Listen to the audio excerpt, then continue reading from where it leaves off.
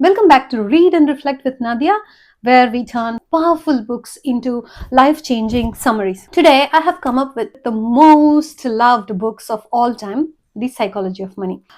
Let's explore the behavioral aspects of finance. The Psychology of Money is written by Morgan Housel. The book isn't about complex finance models. It's about understanding how our emotions and behavior shape our financial decisions.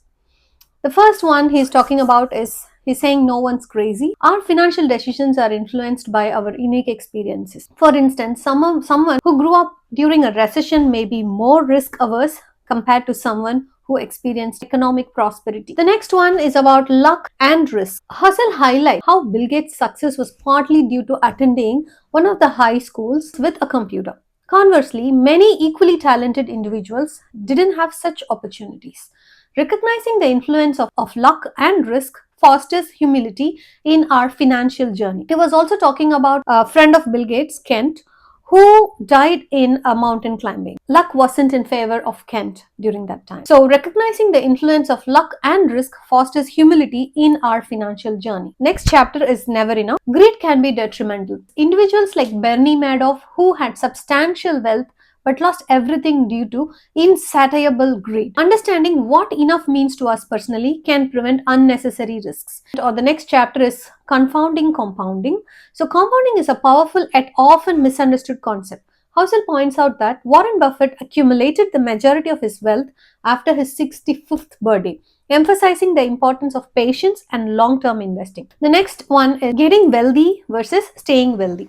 Acquiring wealth and maintaining it requires different mindsets. While boldness might help in wealth accumulation, which means we have to take enough risks to have the wealth accumulated, whereas once we attain the required amount of wealth, then the approach should be just the opposite. We need to remain frugal and be with caution, and there should not be any risks for staying wealthy.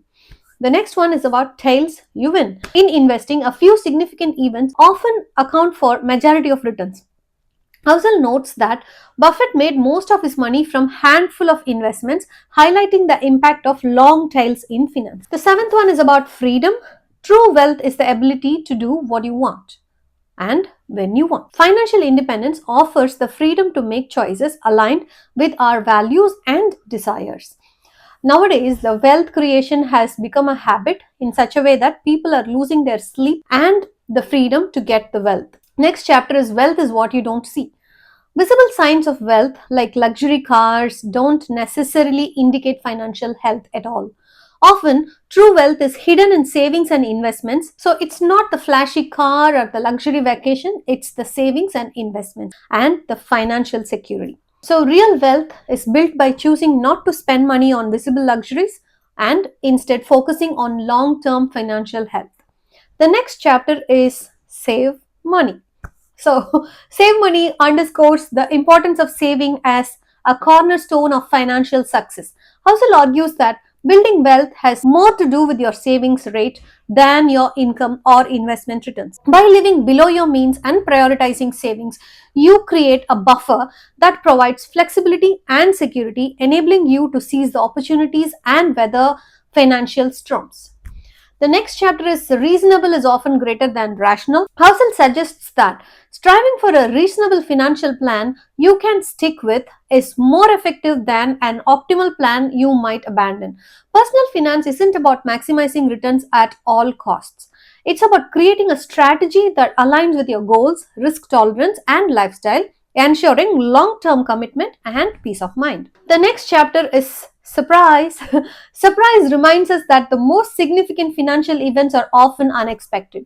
The future is inherently unpredictable, and our financial plans must account for surprises. By acknowledging uncertainty and building flexibility into our strategies, we can better adapt to unforeseen circumstances and maintain financial stability. The next chapter is about the room for error. When there is a surprise, there is a room for error. Room for error emphasizes the necessity of safety margin in financial planning. Housel advises preparing for the unexpected by maintaining a buffer, whether it's extra savings, conservative investments, or insurance.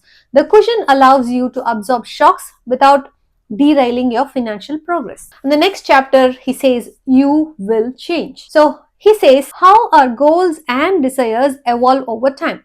So today we feel something is the most important part of our life, and in the future we think that's not required. Something which gave us happiness now might not give the same happiness over a period of time. Recognizing that our future self may have different priorities encourages flexibility in financial planning. Regularly reassessing your objectives ensures that your financial strategies remain well aligned with your current values and the aspirations. The next chapter is nothing is free. If a product is free, then you're the product. This chapter highlights that every financial decision involves trade offs. Pursuing higher returns may come with increased risk. Seeking security might limit potential gains. Understanding and accepting these trade offs helps in making informed choices that reflects your financial goals. The next chapter is You and Me. Housel explores how individual experiences shape our financial perspectives. Recognizing that others may have different risk tolerances, goals, and values fosters empathy and reduces the tendency to judge others' financial decisions. It is essential to tailor your financial plan to your unique circumstances, and comparison is a thief of joy.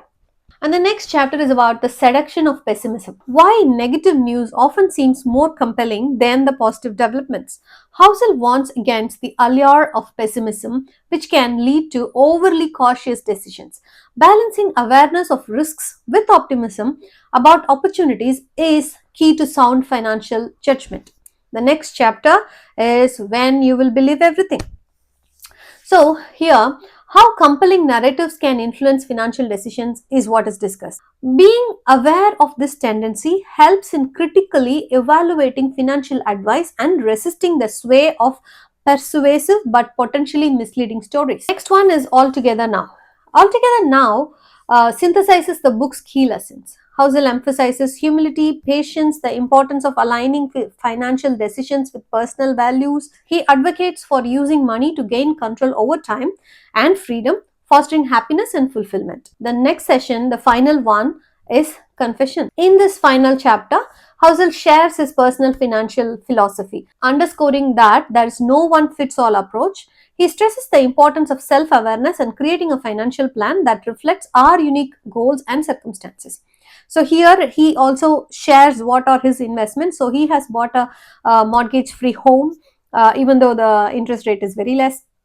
He also says he has bought 25 individual shares and then later moved on to index funds.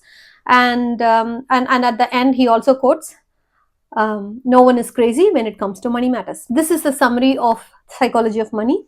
This teaches us that financial success is more about behavior than knowledge. By understanding our own psychology, we can make better financial decisions. If you found this video insightful, please like, share, and subscribe to Read and Reflect with Nadia for more content like this. I will catch you in another video. Until then, see ya.